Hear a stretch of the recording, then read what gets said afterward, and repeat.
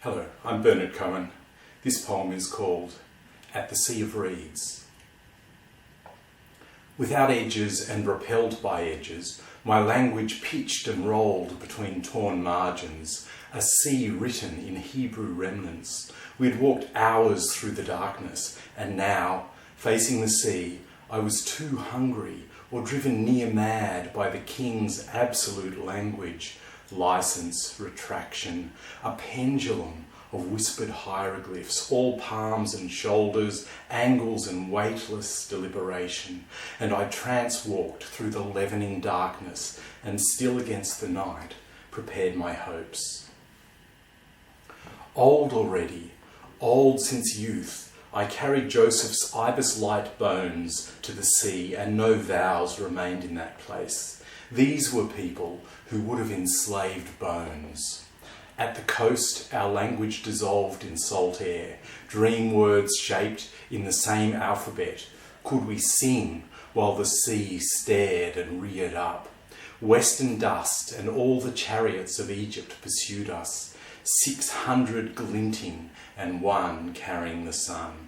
Beside the sea of reeds we were encircled, and I, twist-tongued, spoke in that lisping way, spoke against sense, against flight. We were other birds scratching at sand and at rocks. Under gathering clouds, my sister, the prophet, had language to melt the night, to sear the desert into glass. I had few words, but enough. Come, come. There were no graves for us in Egypt, but no tombstones in the desert. Work was joyless voices diffused through the salt spray. We were up to our necks in it. They cried, exertion was better than dying. They fixed against me, treading east and yet leaning towards the western sky. It was written we were in concert. We were not. We were arguing like a body against its diagnosis. That night my fear was clarity, and I saw we stood between horses and the ductile shimmer of moonlight, and I knew this soft ocean would not bend.